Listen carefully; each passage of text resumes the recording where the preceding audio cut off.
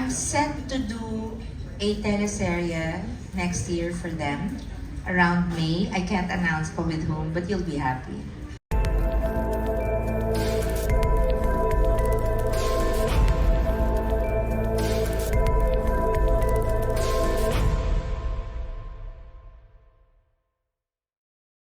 Di ba way back, you had a post before you entered Provinciano, no? Na parang you are willing to offer your services for any network, any movie outfit. Does it still stand until... Yes, it does.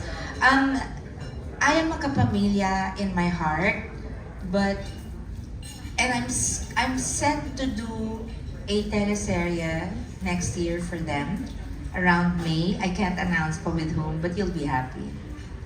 She's like my daughter. Okay. But I think Nance will have to negotiate with them first.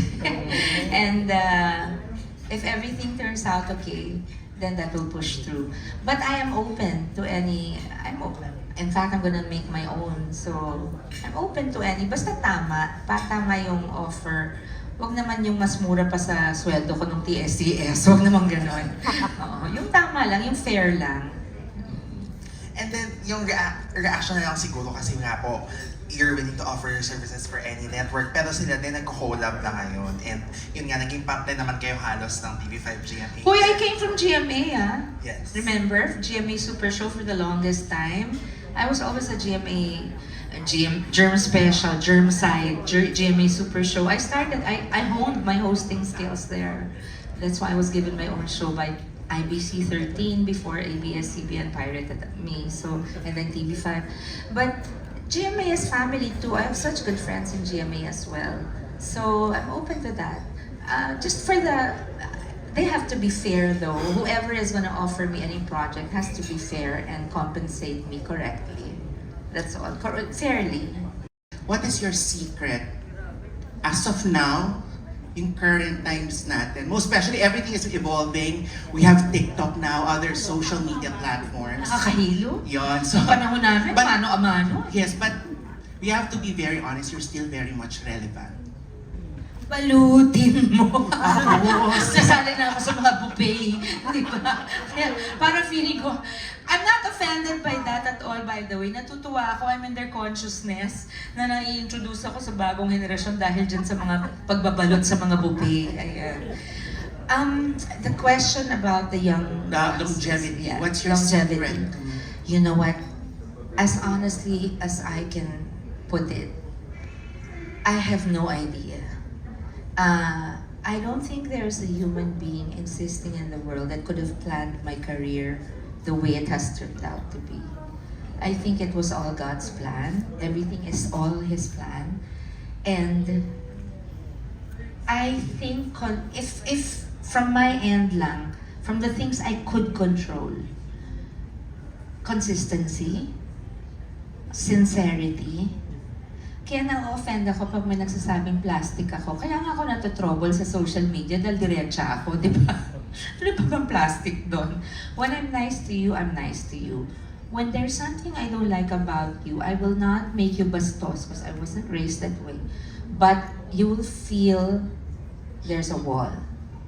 I've always been consistent, I've always been sincere, I've always been honest. And nilalagay ko lang in the right place yung mga nagko-cross ng line sa social media.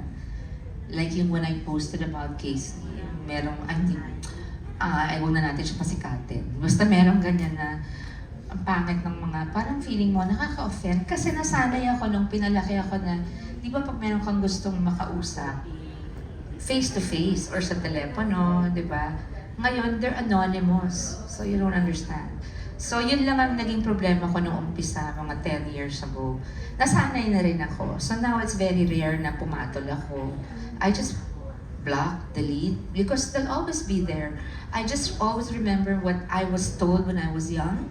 You can't please everybody. It's just that now they can be anonymous and hurt you or hope to hurt you in a way. And I will not allow them to ruin my day. I don't lose sleep over them. I prefer to focus on the people that love me and give me encouraging messages, like my fans. some of whom are here. Gee, some of whom are here. And also, if you are committed to your work, you will respect your co-workers. When I say co-workers, it's not just your co-stars, it's not just your director, it's not just your producer, it's the staff and the crew that you work with. You treat everybody the same with respect. That's how I was raised. So, ano pa ba? It's commitment to your craft. I never think I know everything. I always am open to learning. I never stop learning. I never stop asking questions. And I listen to my director. And I welcome advice from co-actors, suggestions. I'm very open to that. Because tao lang ako and I want to keep learning. It's my default. Nasa default setting ko yung kailangan matuto ka lagi. Like, I don't stop reading. I learn a lot on YouTube. It never ends for me. Kailangan hindi nakukurta yung utak ko. I don't like to die na, ay sayang sana natutunan ko yung, no. Especially when it comes to my craft. Ang na-discover ko is, if you love your work, and the people you work with, your work and the people you work with will love you back. And then, bahala na si Lord sa kung gaano ka katagal. But I've been consistent. No one can say, you can't put up a front for 45 years. You know what I mean? 42 acting, 45 singing. You cannot act that out and be plastic for 4 decades and a half. And what you see is what you get, basically. And just be sincere. Huwag lang magpaka-plastic. Tapos pag you say, just say what you feel. Say what, of course there's a limit to showing your emotions. Hindi mo pwedeng nagwawala ka dyan. Pero when you're angry, why will you hide it? When you're happy, why will you hide it? When you're offended, say it. Diba? But it's really sincerity, it's honesty, and it's loyalty. At higit sa lahat, gusto ko lang paalam. Kasi nung nag-guest ako sa Eat Bulaga, nung lumipat sila sa TV5, alam mo, ang laki ng gulat ko. Nagulat ako dahil merong mga comments sa Instagram ko na balimbing, or ganito, or ganyan. When I explained it so well, that ABS-CBN has always respected from the very beginning, and that although I love my Showtime family and my ABS family, of course, tumatanaw ako ng utang na loob. So nagulat ako, hindi na ba uso yung utang na loob na yun? Kasi yung ibang comments, parang hindi nila naiintindihan yung concept. So yun ang huwag kalilimutan, utang na loob. Huwag mong kakalimutan yung mga taong tumulong sa'yo na marating yung narating mo. That's a very important ingredient in your life. It's a very important thing to keep in mind. Kahit wala ka sa showbiz, importante yung utang na loob. Tsaka, forgiveness din. Kung merong nakasakit sa'yo, forgive mo. Kasi, pag forgive mo, magugulat ka, magkakaroon pa pala ng chance na, ang okay pala nitong taong to, hindi lang niya ako kilala noon. Parang hindi ko pinipersonal, yung gano'n. It's so, forgiveness is such a big thing. And also, gratitude, gratefulness. I'm grateful for every project that comes my way. It doesn't get old for me. Kahit nung kasikatan ko, nung 20s, 30s ko, bawat dumating na project, ang laki ng pagpapasalamat ko sa Diyos. Kasi, hindi yung parang, ay nako, busy na naman ako. No, parang be thankful for every blessing. Yung parang ganun lang. Tsaka dasal, kasi siya talaga yung nagde-design ng career mo. Tsaka be professional.